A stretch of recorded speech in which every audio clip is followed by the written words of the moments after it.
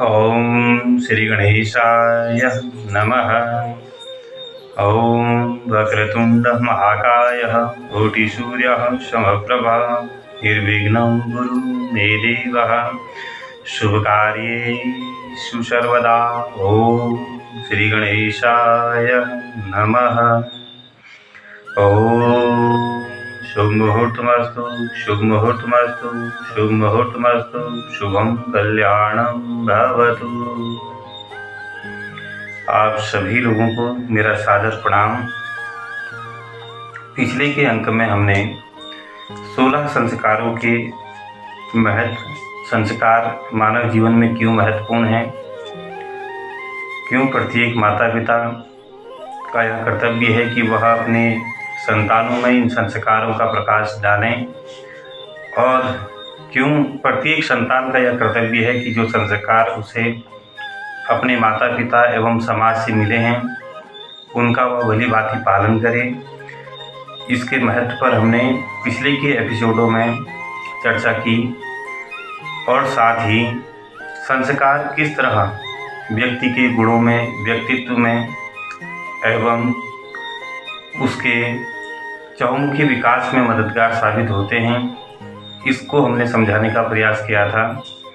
और प्रथम संस्कार गर्भाधान संस्कार को लेकर भी इससे पूर्व के एपिसोड में बात हुई थी कि किस तरह गर्भाधान संस्कार में प्रत्येक माता पिता को किन किन बातों का ध्यान रखना चाहिए और किन कर्तव्यों का पालन करना चाहिए। गर्भाधान संस्कार क्यों महत्वपूर्ण है, गर्भिणी स्त्री का क्या कर्तव्य है, और गर्भिणी स्त्री के पति को किन किन नियमों का पालन करना चाहिए, क्या चीज़ उचित है, क्या अनुचित है, यह सब उसमें बताने का प्रयास किया था। और गीता प्रेस गोरखपुर की जो 16 संस्कारों की यह किताब है, 16 संस्कार, इस किताब में विस्तार पूर्वक विद्वान जनों ने इन सभी संस्कारों को बहुत विस्तार से बताने का प्रयास करा है। मेरा आप सभी से अनुरोध है कि इस पुस्तक को ज़रूर आप अध्ययन करें, क्योंकि यह हमारी सनातन परंपरा में बताए गए 16 संस्कारों की व्याख्या बहुत भली भांति करती है। आज हम बात कर रहे हैं 16 संस्कारों में प्रमुख द्वितीय संस्कार पुंसवन संस्कार की। पुंसवन संस्कार गर्भाधान के बाद किया जाने वाला प्रथम संस्कार है। गर्भस्थ शिशु सुरक्षित रहे, गर्भ सुरक्षित रहे, वह सभी संकटों से उसकी रक्षा हो सके, इस हेतु इस संस्कार को किया जाता है। गर्भधारण के दूसरे तीसरे महीने में अथवा जब गर्भ प्रतीत हो तो उस समय यह इस संस्कार को करना चाहिए। पुंसवन संस्कार यदि समय पर न हो तो सीमांतोन्नयन संस्कार से पहले इसको करने की व्याख्या की गई है। यह क्यों जरूरी है, पुराणों में और सनातन में इसकी व्यवस्था क्यों की गई, इसके लिए यह जानना बेहद आवश्यक है।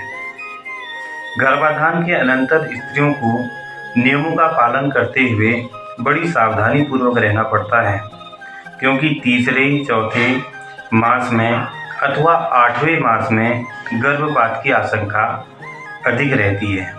इसलिए इन मासों में विशेष रूप से गर्भ रक्षण के लिए पुंसवन तथा सीमंतोन्नयन संस्कार का विधान बताया गया है।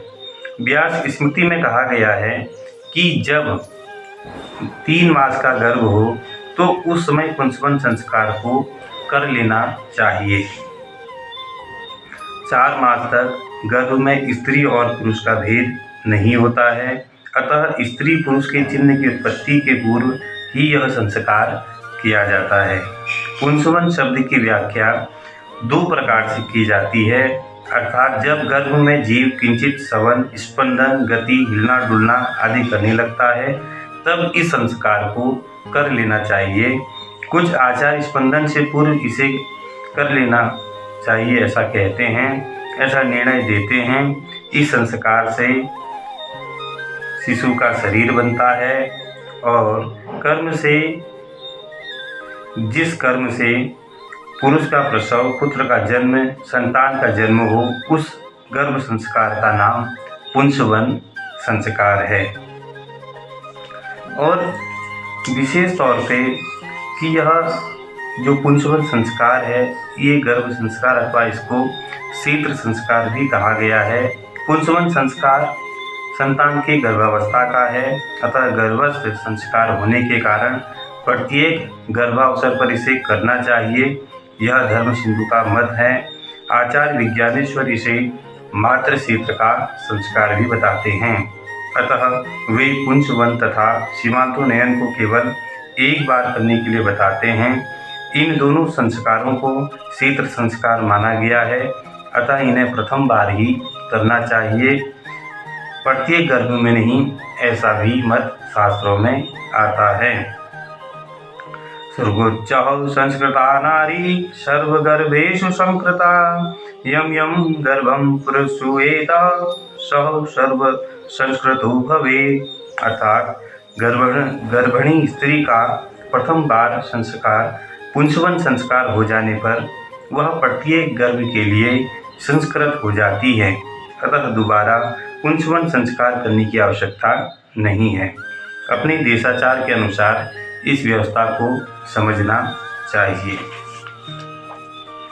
और पुंसवन संस्कार में अलग अलग इसका प्रयोग किस तरह से इसको करा जाता है और क्या इसमें विधि विधान बताए गए हैं, इसके लिए भी जो है हमारे इस 16 संस्कारों में इसकी पूरी व्यवस्था की गई है। संकल्प के साथ ही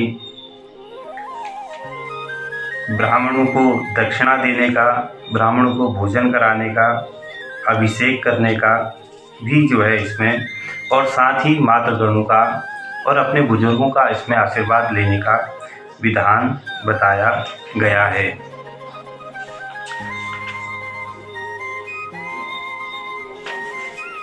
और विशेष बात यह है कि यह पुंसवन संस्कार अगर समय पर न हो तो सीमांतोन्नयन संस्कार के साथ इसे कर लेना चाहिए। जैसा बृहस्पति जी ने कहा है कि यह पुंसवन संस्कार गर्भ चलन के पहले न किया गया हो तो गर्भ के चलने पर भी सीमांतोन्नयन से पूर्व इसको अवश्य कर लेना चाहिए। पंचांग पूजन, हवन आदि कार्य संपन्न करने से पहले पुंसवन की विधि पूर्ण करके अनंतर सीमांतोन्नयन की विधि को संपन्न करना चाहिए। इसमें पुंसवन संस्कार जो प्रधान कर्म है, इसको किस तरह कराया जाता है, क्या इसमें इन मंत्रों का इसमें उच्चार किया जाता है, किस तरह एक अच्छी संतान प्राप्त हो, उसके सकाम प्रयोग के लिए किन किन विधियों का उपयोग किया जाता है, क्या दक्षिणा का संकल्प है, क्या किस तरह से अभिषेक विधि इसमें दी गई है, यह सब हम आप इस पुस्तक के माध्यम से और अपने आचार्य के माध्यम से इस कर्म को करा सकते हैं। और उम्मीद है कि आपको यह जानकारी पसंद आई होगी कि पुंसवन संस्कार द्वितीय संस्कार है और यह किस लिए किया जाता है। और वास्तव में आप देख रहे होंगे कि जब हम दूसरे संस्कार की आज बात कर रहे हैं तो हमारी सनातन परंपरा में प्रत्येक स्थिति पर श्रेष्ठ जीव उत्पन्न हो, जीव उच्च संस्कारित हो, वह हमेशा संसार के कल्याण की भावना रखे। इस हेतु श्रेष्ठतम, क्योंकि अति सूक्ष्म ऋषि मुनियों का जो चिंतन है अति सूक्ष्म रहा है, उस चिंतन की प्रक्रिया को भी आप समझ रहे होंगे कि कितना जो है हमारे ऋषि मुनियों की जो व्यवस्था है वह कितनी गूढ़ है और किस तरह श्रेष्ठ भारत जो पूरे संसार में वसुधैव कुटुंबकम की भावना को लेकर आगे बढ़ता है, वह इन्हीं संस्कारों से युक्त जो संतानें जो अपने क्षेत्र में आगे बढ़ती हैं, इन संस्कार युक्त जो पुरुष हैं जो पूरे विश्व में देश का प्रतिनिधित्व करते हैं, वे सब इन्हीं संस्कारों से संपन्न व्यक्ति होते होंगे। और आपको यह वीडियो बहुत पसंद आई होगी, ऐसी हम आपसे कामना करते हैं और उम्मीद है कि आपको यह जानकारी आप अपने लोगों तक भी पहुंचाएंगे। और गलतियां होना हमने पूर्व में भी कहा है कि स्वाभाविक है। हम भी इस यात्रा में एक विद्यार्थी हैं, खुद सीखने के साथ साथ आपको भी इस जानकारी के साथ जोड़ने का इस डिजिटल युग के ज़माने में आप प्रयास कर रहे हैं। जो भी इसमें त्रुटियां होंगी आप बड़ा हृदय रखते हुए उसको क्षमा करेंगे, ऐसी मैं कामना करता हूं। आपका बहुत बहुत धन्यवाद। जय सिया राम।